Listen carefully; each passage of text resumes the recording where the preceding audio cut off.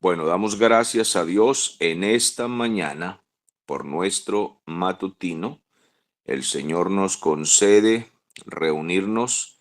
Hemos leído el libro de Apocalipsis, libro de Revelaciones. Hemos leído la carta de Judas, la carta a Filemón, la carta a Tito, 1 y 2 de Timoteo, 1 y 2 a los tesalonicenses, 1 y 2 a Timoteo. Hemos leído primera, segunda y tercera de Juan, primera y segunda de Pedro. Hemos leído Efesios, hemos leído Filipenses. Entonces, creo que hemos leído un buen contenido de la palabra. Actualmente estamos leyendo el libro de los Hechos. Aparte de eso, en otros días pasados estuve dando diferentes temas como la historia de la iglesia. Además leí algunos capítulos de un libro que estoy escribiendo y leí algunos capítulos también. Total que hemos tenido buen contenido en estos matutinos. No obstante, pienso que si es necesario se pueden repetir lecturas de algunos libros, si es necesario, pero tenemos 66 libros por leer, total que creo que no sería necesario. Hay mucho contenido en la Biblia, demasiado. Pasaríamos la vida entera y no terminaríamos de leer y de comentar, de reflexionar. En esta mañana un programa diferente.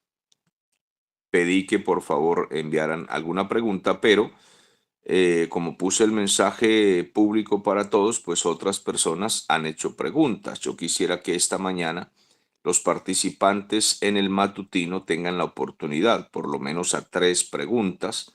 Si alguno puede levantar la mano y decir, bueno, iniciemos el programa con esta pregunta. Entonces, que tengan la oportunidad los que están en el matutino. Y luego los que están fuera del matutino, que están en el grupo bíblico y en los grupos que dirigimos, pues ya yo me encargaré de responderles a ellos. Entonces, amados hermanos, les cedo a ustedes el micrófono para que también tengan participación y no sea solamente de aquí hacia allá todo el tiempo, sino que ustedes puedan participar. ¿Alguna inquietud bíblica que ustedes tengan? Inicien, por favor, algún voluntario.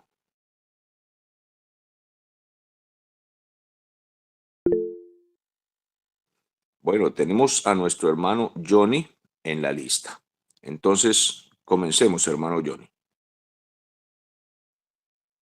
Muy buenos días, amado pastor, y todos mis consiervos, los que están conectados y los que se van a conectar.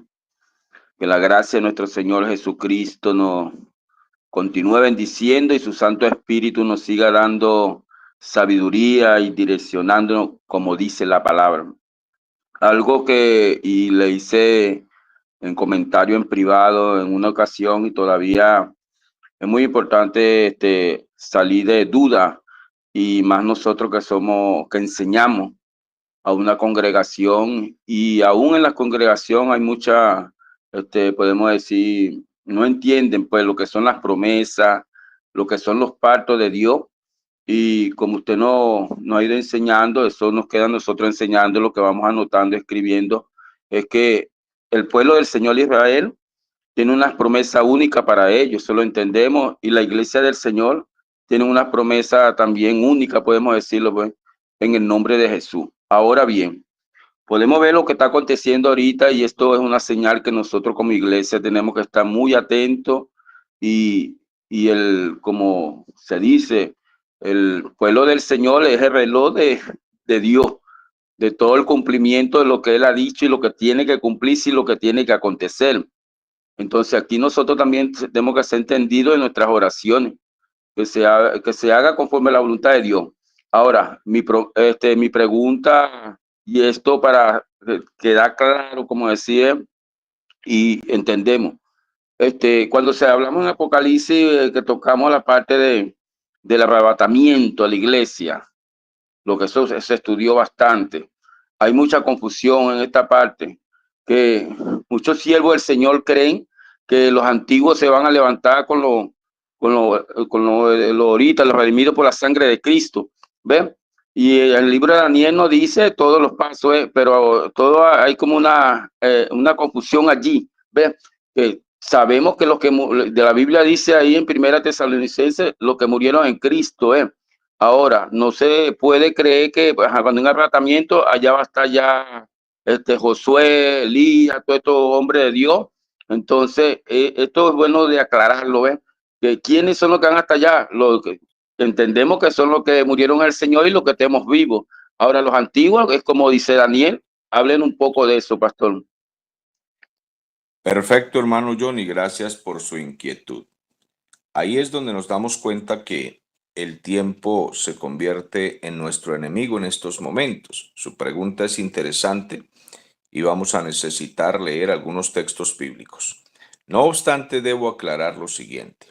La escatología, los pastores que enseñamos doctrina, la escatología no la tenemos como una doctrina fundamental, como un tema fundamental, sino algunas cosas de la escatología, como por ejemplo la segunda venida del Señor. No podemos negar la segunda venida del Señor porque estaríamos negando doctrinas fundamentales como los juicios venideros o los juicios a las naciones, el juicio final a todos los hombres, etc. Sin embargo, dentro de la materia de la escatología, hay algunos temas que tienen discusión de opinión entre los teólogos y eruditos. Existe la posición pretribulacionista, son aquellos que creemos que el Señor viene antes de lo que llamamos la tribulación o la gran tribulación, que para nosotros es igual. Existe la posición mid-tribulacionista, aquellos que creen que el Señor vendrá a la mitad de la semana 70, lo que conocemos como la semana 70 o la gran tribulación, que serían 7 años que todavía faltan por tratar con Israel. Y a la mitad sería 3 años y medio. Algunos piensan que el Señor viene a la mitad por la iglesia. Mientras que hay otros que son post-tribulacionistas, son aquellos que piensan que la iglesia debe pasar por todos los años de la tribulación. Esta es una doctrina de opinión. Entonces, yo voy a tratar desde donde siempre he estudiado, porque he estudiado las tres posiciones, pero uno como pastor debe estar muy claro de qué enseña la iglesia, y lo que consideramos más bíblico es la posición pretribulacionista. Hay otros que no están de acuerdo, puede ser que alguno de ustedes no esté de acuerdo. Entonces no entramos en polémica ni en contiendas con nuestros hermanos. Enseño la posición pretribulacionista porque vemos que es la más bíblica, la más acertada. Vemos que es la única manera de poder ubicar las cosas de la Biblia. El Señor Jesús dijo: no os toca a vosotros saber los tiempos y las sazones. Nadie sabe el día ni la hora. Esto ubica el levantamiento de la iglesia de una manera inminente. Nadie sabe el día ni la hora. Esto será sorpresivo. Entonces, comencemos a leer la palabra del Señor primero en Daniel capítulo 12. Entonces les pido a todos que, como estamos en participativo, ustedes puedan también leer allí conmigo y ser edificados. En Daniel capítulo 12 encontramos lo siguiente. Dice la Biblia así: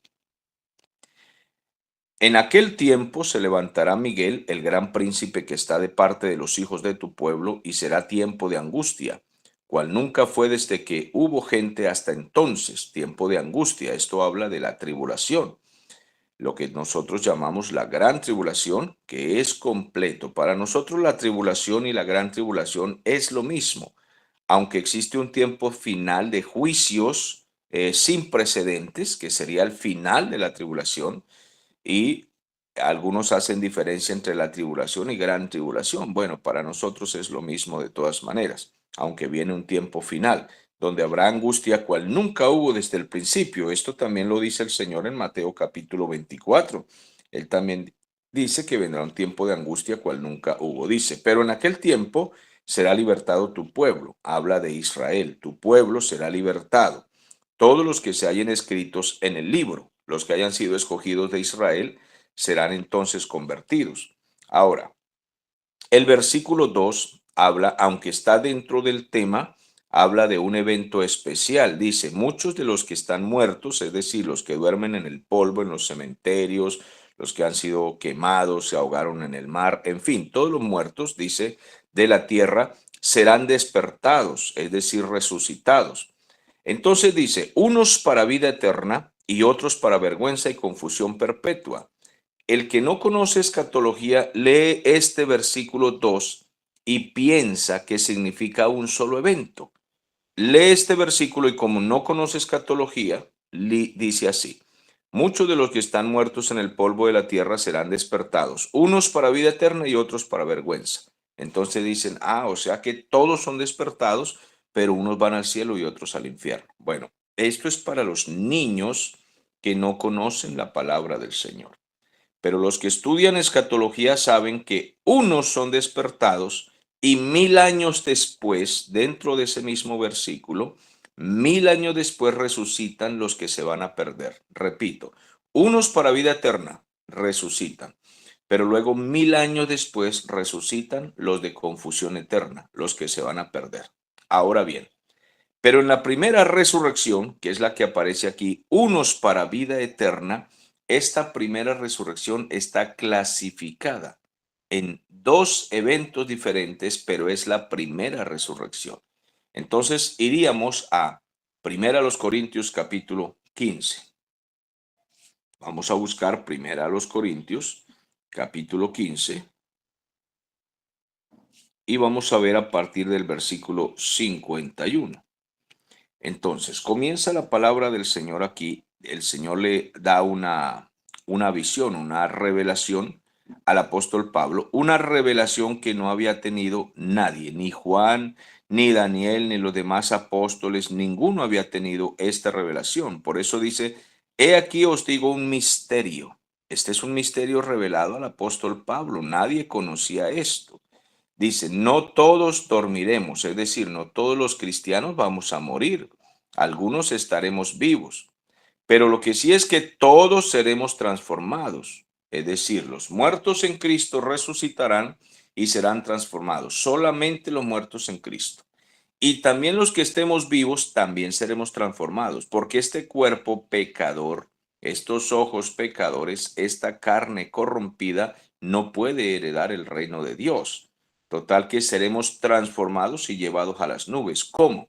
El versículo 52 dice que será en un instante, en un momento, un parpadeo, ni siquiera un segundo, sino una milésima de segundo, en un momento, en un abrir y cerrar de ojos. Dice, a la final trompeta. Bueno, los eruditos dicen que significa al sonido final de la trompeta y no a la trompeta final del Apocalipsis, sino al sonido final de una trompeta especial que se tocará para recoger a los escogidos. Porque se tocará la trompeta y los muertos serán resucitados incorruptibles y nosotros seremos transformados. Aquí es donde se levantan entonces los creyentes.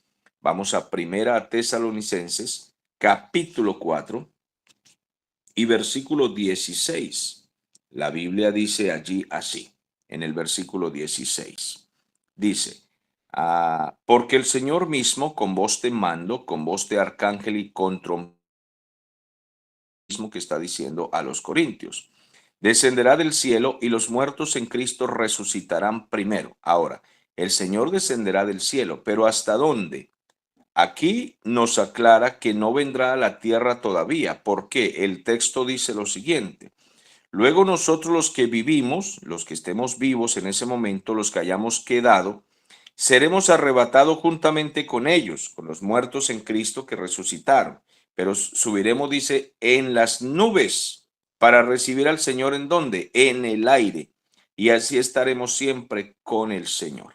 Entonces aquí es la resurrección de los cristianos. Los cristianos resucitan y suben a las nubes. ¿Quiénes son estos cristianos? Todos los que desde que Cristo vino hasta nuestros días se han convertido en la iglesia del Señor.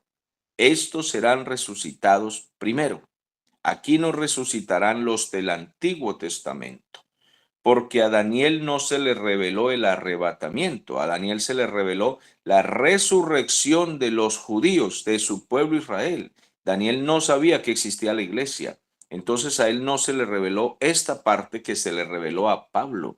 A Pablo se le revela esto, mientras que a Daniel se le revela la resurrección del pueblo de Israel en la tribulación. En esos días de angustia, al final de la tribulación, resucitarán los que faltan por resucitar.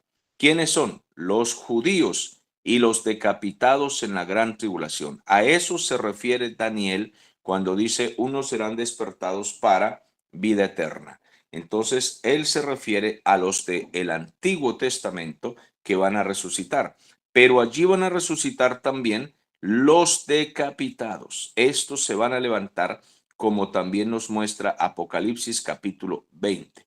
Vamos a ver Apocalipsis capítulo 20 para los que pueden buscar allí en la palabra. Y el capítulo 20 dice de la siguiente manera. En el versículo 4 dice, y vi tronos, y se sentaron sobre ellos los que recibieron facultad de juzgar, y las almas de los decapitados por causa del testimonio y de Jesús, y por la palabra de Dios, los que no habían adorado a la bestia ni a su imagen en la gran tribulación, obviamente, y que no recibieron la marca en sus frentes ni en sus manos, ellos, dice aquí, vivieron, o sea, resucitaron y reinaron con Cristo 1000 años. Entonces, estos van a resucitar en la gran tribulación juntamente con los que Daniel vio resucitar. Entonces Daniel vio al pueblo de Israel resucitando y aquí Juan ve a los decapitados resucitando al mismo tiempo que los de Israel. Ellos resucitan en la gran tribulación. Pero luego dice, pero los otros muertos no volvieron a vivir hasta que se cumplieron 1000 años, mientras que Daniel ve que unos resucitan para vida eterna y otros para condenación. Pero Juan aclara, dice que tienen que pasar 1000 años para que resuciten los otros. Entonces, vamos al orden de la respuesta para nuestro hermano Johnny.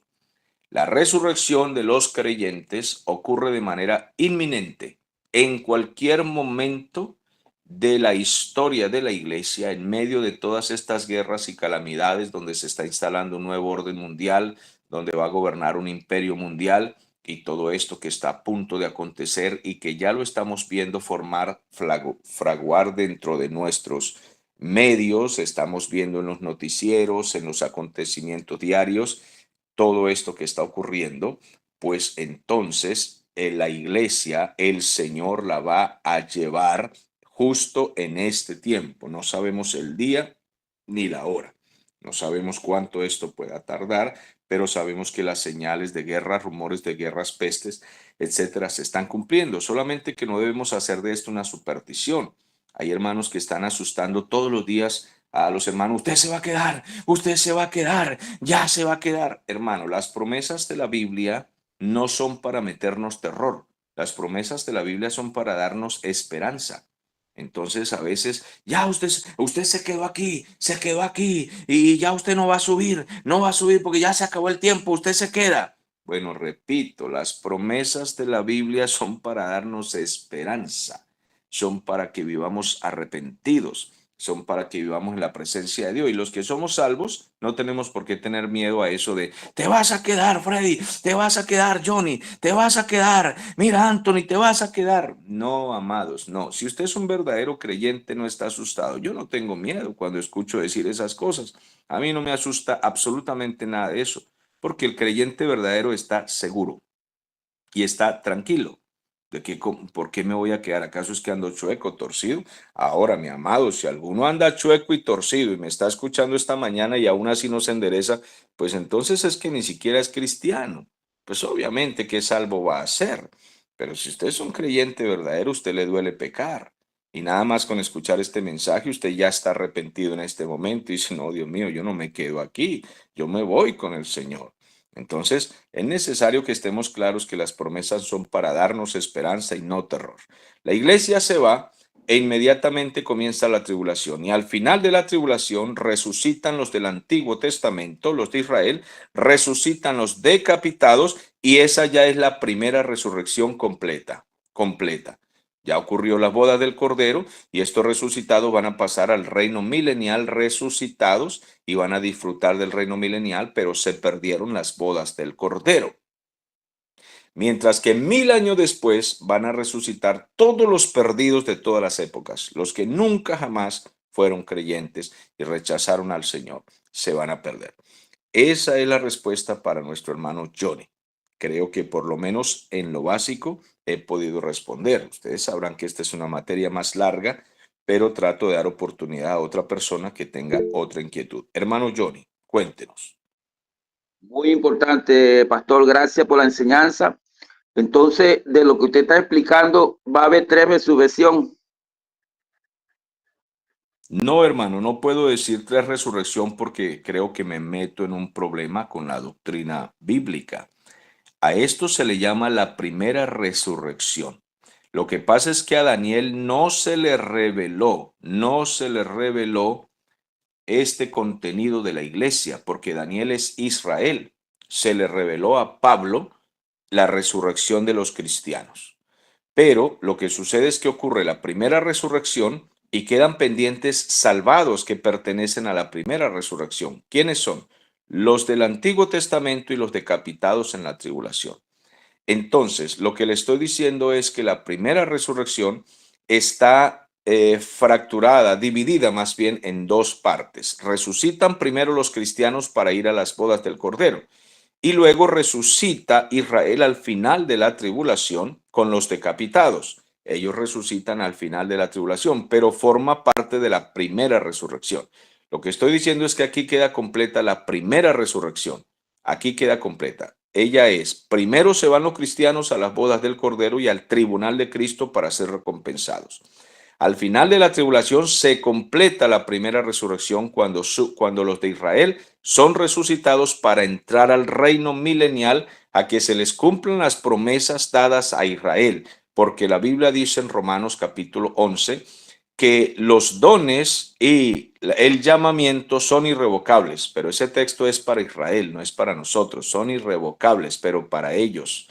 Eso no tiene que ver con nosotros, como algunos por allí predican, de que los dones y el llamamiento son irrevocables para nosotros. No, ahí dice que es para Israel.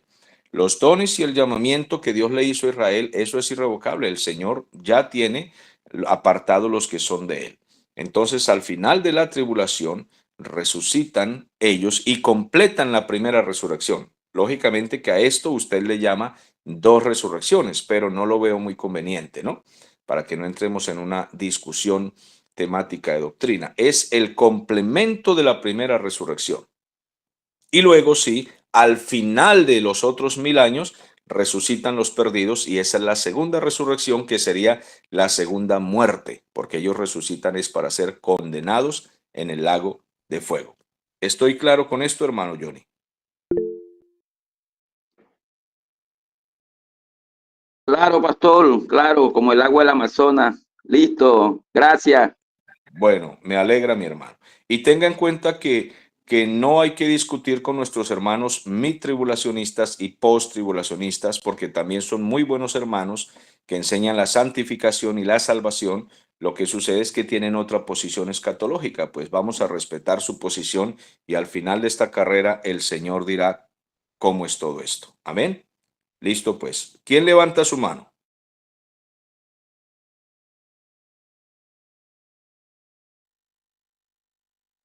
Yolimar había Oh, levantado la mano, hermano pastor. ¿quién? Yolimar. Pastor, Ah, hermana Yolimar. No la había visto. Cuéntenos. ¿cómo está? Dios le bendiga. Lo que pasa es que es también sobre, más o menos, sobre el Apocalipsis, como ya que le quería pedir un punto de vista suyo, o sea, bueno, lo voy a hacer porque quería dejarle a alguien más la palabra, pero bueno. Eh, Sabes que justo anoche estaba estudiando cuando la parte donde los apóstoles le preguntan al Señor sobre el final de los tiempos, ¿no? Que les hablara, ¿no? Y estaba leyendo y estaba comparando, ¿no? Sé que esta parte habla sobre el final de los tiempos eh, para Israel. Sí, yo estoy muy clara en eso. pero yo estaba viendo y comprendiendo de que la realidad de las realidades es que estamos en un punto muy trascendental, ¿no? Estaba estudiando otras cosas y, todas las revelaciones pues, que se ha dado, ¿no? La parte escatológica, aunque no soy muy preparada en eso, ¿no? Pero lo poco que he podido estudiar, con respecto a los cumplimientos de las Profecías, promesas. sí, de las profecías, pero basadas en las fiestas de los judíos, ¿no? Y yo estaba viendo que justo ahorita viene, ya justo hoy, mañana, hacen la fiesta ¿cómo es? De Yom Kippur. O sea, ellos, esta fiesta no tienen, y yo eso no lo sabía, ¿no?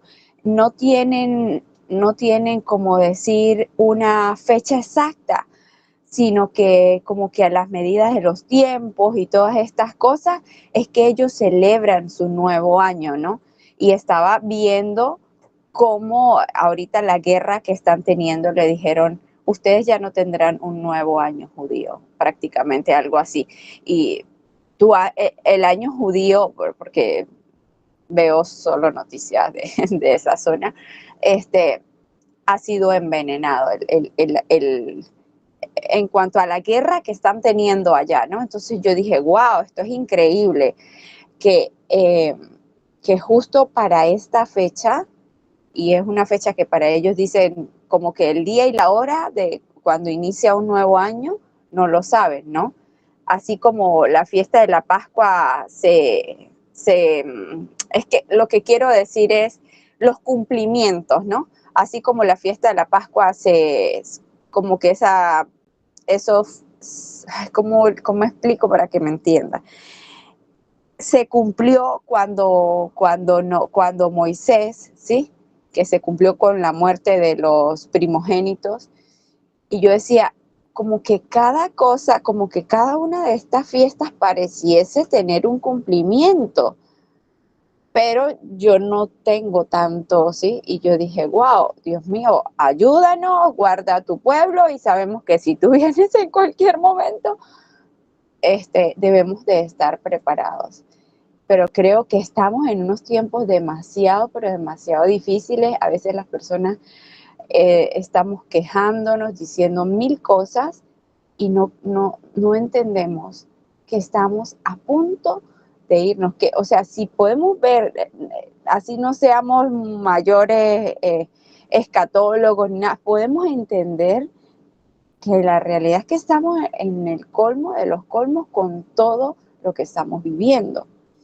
Entonces, le quería preguntar, pastor, ¿tendrá algo que ver el cumplimiento de estas fiestas con la parte escatológica de cómo se ha venido la parte bíblica desde el principio hasta nuestros días? Gracias, hermana, por preguntar, porque estaba esperando concretamente la pregunta. Sabía que venía por ahí la pregunta, pero estaba esperando pues que usted hiciera su aclaración y su comentario. De todas maneras, quiero decirles y pedirles la prudencia, ya que los cristianos judaizantes a ellos les gusta mucho observar las opiniones que tienen los judíos y las religiones o sectas judías que existen hoy. Hoy no existe la pureza de la ley que el Señor le dejó a Moisés. Eso no existe hoy. Comencemos por ahí. Eso no existe. Eso quedó abolido. Hoy tenemos tradiciones judías, unas llaman ortodoxas y otras tienen otros nombres, que se han convertido en sectas que aplican algunas cosas de la ley. Pero ¿qué sucede? Los judíos tienen una gran confusión a causa de su rechazo a Cristo y por esto han rechazado la revelación del Espíritu Santo. Ellos tienen una gran confusión. Ellos tratan de calcular los tiempos y saben que están actualmente ocurriendo acontecimientos que los ubican a ellos en tiempos finales. Pero a ellos todavía no se les ha revelado el Espíritu Santo. Esto va a suceder en la gran tribulación, cuando el Señor levanta a aquellos 144,000 y comienza a revelarse al pueblo de Israel para que venga la salvación para ellos en lo que conocemos como la semana 70 revelada a Daniel. Entonces ellos tienen gran confusión. Si nosotros los observamos mucho a ellos, en el caso como hacen los judaizantes, que ellos sí se la pasan observando a los judíos como si los judíos supieran más que nosotros, cuando ellos están en una enorme confusión a causa de su pecado. A ellos no les ha sido quitado el velo, ellos están en confusión. Indudablemente que Israel atraviesa señales proféticas que ellos ni siquiera saben, ni siquiera entienden. Humildemente tenemos que decir que entendemos más nosotros los que estudiamos escatología que ellos mismos. Ellos están en una grande confusión. Entonces no debemos basarnos en los ayunos que ellos hacen. El Yom Kippur es una fiesta tradicional de arrepentimiento que ellos hacen con ayuno y oración, creyendo que ya está el tiempo, se están aparentemente ayunando y orando para arrepentimiento, para recibir al Mesías. Esto es una terrible blasfemia. Terrible blasfemia. Ayunan y oran para arrepentirse, pero ¿arrepentirse de qué? ¿De qué se están arrepintiendo? Si el Mesías ya vino el Mesías y ellos lo despreciaron.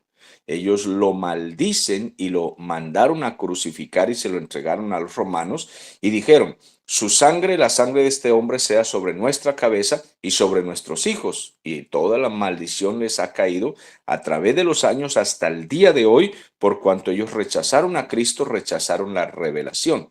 Entonces ellos están confundidos. Así ayunen y oren, no tienen nada que ver con arrepentimiento verdadero, porque ellos están ayunando y orando en Yom Kippur para recibir al Mesías. ¿A cuál Mesías? ¿A cuál? Si él ya vino. Ellos no están esperando como nosotros la segunda venida del Señor. No, ellos están esperando la primera venida del Señor y ellos piensan que Él viene por primera vez a instalar el reino. No, Señor. Él ya vino y murió por nuestros pecados y fue rechazado. Entonces quedaron ciegos. Ahora viene por segunda vez para levantar a su iglesia, la iglesia que Él salvó por cuanto Israel rechazó. Entonces, el Señor viene para rescatar a los de Israel que Él prometió rescatar. Entonces, mi respuesta concreta, no nos basemos mucho en lo que hagan los judíos. Ellos pueden hacer ayunos, Yom Kippur, arrepentimiento, celebrar la Pascua, pan sin levadura, todas las fiestas que ellos suelen hacer, Pentecostés y todo lo demás, y eso no tiene nada que ver con nosotros, ya todo eso pasó. Esos rituales se fueron, eran del Antiguo Testamento. Pero sí le puedo decir que estas guerras en que está entrando Israel y el anuncio de una paz mundial que también muchos políticos están anunciando, una posible paz mundial que viene en futuros días. Obviamente que está escrita. El apóstol Pablo dice, cuando les digan paz y seguridad es cuando les vendrá la destrucción repentina. La ONU y las demás organizaciones gubernamentales y de guerra están tratando de pacificar el mundo. Esa paz viene, finalmente la van a lograr. Es una paz ficticia, una moneda mundial, un gobierno que traiga prosperidad, todo eso viene. Viene un gobierno, por eso están tomando la huella digital del ojo, están poniendo el chip, una moneda mundial para que la gente pueda comer, comprar, vestirse, alimentar a sus hijos. Todo eso viene y el Señor está permitiendo que nosotros lo veamos para que entendamos que las profecías se están cumpliendo delante de nuestros ojos. Viene un gobierno de prosperidad aparente y viene un gobierno de paz mundial aparente. Finalmente a Israel lo van a pacificar, así sea por la fuerza, pero lo van a pacificar. Lo van a ilusionar para poderlo destruir. Esa es la misión que tiene Satanás contra Israel. Entonces lo que haga Israel en cuanto a fiestas religiosas y revelaciones que tengan los rabinos y todo esto, no tiene realmente que ni alarmarnos, ni ser una guía para nosotros, ni nada de esto. Nosotros nos basamos directamente en la palabra del Señor y no en lo que hagan los judíos. Espero que mi respuesta sea clara, que le parezca decente, mi hermana, ya que los judaizantes sí tienen la costumbre de fijarse mucho en lo que hacen los judíos religiosos. Los judíos religiosos no tienen el Espíritu Santo. Total que lo que ellos digan o hagan o revelen, incluso que están haciendo el tercer templo, que ya viene esto, aquello, de todas maneras los judíos están en grandísima confusión. Ellos ni siquiera saben en qué tiempo con exactitud están viviendo. Solo lo sospechan. Eso sí, para responderle a usted, solo lo sospechan. Ellos sospechan que están en un tiempo profético, pero no saben ni cuál, porque no tienen al Espíritu Santo. En cambio, los judaizantes tienen la costumbre de estar basándose en todo lo que ellos hacen y dicen, ya el rabino fulano dijo esto, y el rabino perencejo dijo esto, y dijo aquello. Bueno, ¿y qué nos interesa a nosotros lo que digan los rabinos? Que digan lo que quieran. Ellos no tienen el Espíritu Santo. Ellos rechazaron al Cristo que nosotros adoramos. Entonces, mi hermana, concretamente, Israel sí está en un tiempo profético, pero Israel está en una grandísima confusión. Nuestra guía es la palabra de Dios y la palabra de Dios y los acontecimientos nos están mostrando grandísimas cosas a nivel mundial, incluso para Israel y para la iglesia del Señor. Considero que cada día que pasa debemos, como dice Apocalipsis capítulo 22, el que sea santo, santifíquese más. Y el que quiera vivir como un inmundo y un sucio, también dice el texto, hágale, viva como un inmundo y un sucio. De todas maneras, va para el infierno. Entonces, el que sea santo, santifícase, y el que sea mundano, como dice la Biblia, inmundo, pues siga en su inmundicia. Eso es lo que dice claramente la Biblia. Nosotros mantengámonos en alerta diaria y en santificación. Mi hermana Yolimar, gracias por participar. Ustedes están viendo que el tiempo se nos fue.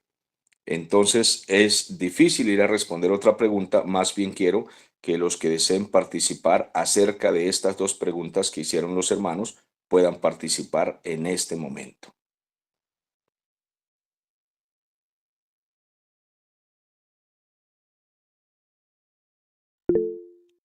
¿Alguno? ¿El hermano Filemón o la hermana Belkis? La hermana Belkis. Dios les bendiga. Quisiera hacer un comentario con lo que dijo la hermana Yolimar sobre las fiestas que hace Israel. Nos damos cuenta que ni siquiera las hacen parecidas a como las hacían en la Biblia. El día que entraron el grupo Hamas y mataron poco gente y se llevaron todos esos cautivos, estaban haciendo una fiesta, pero nosotros podemos ver cómo la estaban haciendo. La fiesta que estaban haciendo ahí esos jóvenes, y eso era una fiesta de esas, pero ni siquiera parecida a como la hacían en la Biblia. Quería comentar eso. Ellos hacen la fiesta, pero las hacen ya, no las hacen como la hacían en la Biblia. Sí, olvidaba decirles, y gracias por la acotación de la hermana Belkis es muy clara, ya que Israel está partido por sectas entre los muy ortodoxos y conservadores y los liberales mundanos y todos judíos. ¿Qué es lo que sucede allí? Los muy ortodoxos, ellos se creen muy santos, ellos piensan que realmente están guardando la ley de Moisés, pero en una perfecta hipocresía igual que la de los fariseos.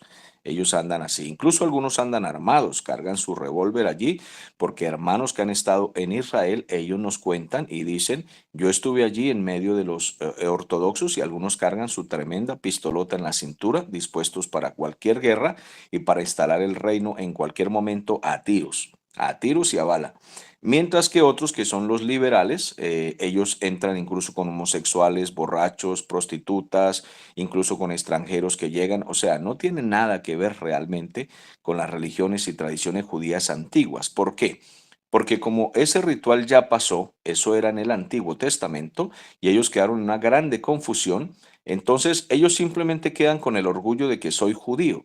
Y como soy judío, perdonen mi expresión que voy a usar, como soy judío, pues yo puedo hacer lo que me venga en gana, porque soy judío, y si soy judío, soy hijo de Abraham. Y como soy hijo de Abraham, pues yo puedo hacer lo que a mí me dé la gana y yo lo celebro a mi manera. Total es para Dios, total es para Dios. Con tal de que yo lo haga para Dios, a nadie le importa cómo yo lo haga porque soy judío, hijo de Abraham. Bueno, toda esa confusión tiene Israel. Existen los ortodoxos que son muy parecidos a los fariseos, se creen muy religiosos en su hipocresía. Y existen, por otro lado, los liberales, muy mundanos, libertinos, que también piensan que porque son judíos celebran las fiestas al estilo que celebraron aquella fiesta cuando entró el grupo Hamás y los sorprendió. Ellos están todavía bajo ese juicio, sino que las promesas del Señor para Israel son irrevocables. Él tiene un remanente de Israel escogido. Dentro de Israel hay alguna de esas personas que son muy temerosas de Dios, pero a su manera. O sea, son muy temerosas, se guardan, quieren guardar la pureza, pero es una hipocresía.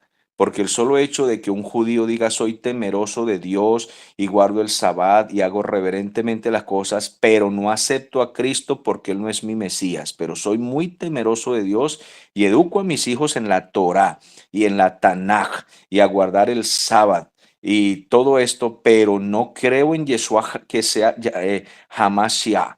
No, Él no es mi Mesías. Yeshua no es mi Mesías. Él es simplemente un profeta que vino, tuvo su participación, pero Él no es mi Mesías.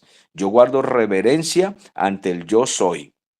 Yo guardo reverencia ante mi Dios antiguo y estoy esperando que Él me envíe mi Mesías. Bueno, yo le respondo a este judío temeroso de Dios, todavía eres un hipócrita, eres un falso, rechazas a mi verdadero Mesías, al Salvador que ya vino, y tus padres lo crucificaron, se lo entregaron a los judíos y ustedes son unos hipócritas y hasta que no se arrepientan y si te mueres hoy, te vas a perder con toda tu arrogancia del Sabbat y tus panes sin levadura y tu Yom Kippur y todo te va a hacer al infierno si sigues rechazando a mi Señor Jesucristo y no pisotees la sangre de mi Señor Jesucristo, Señor judío. Puedes haber nacido en cualquier ciudad de Israel, ser hijo de papá judío, mamá judía y todo lo que quieras, pero has rechazado a mi Señor y has pisoteado la sangre de mi Señor. Si no aceptas a Cristo como el único Salvador y suficiente, si no lo aceptas, estás perdido. Y para eso tienes que leerte Romanos 1, Romanos 2 y Romanos 3.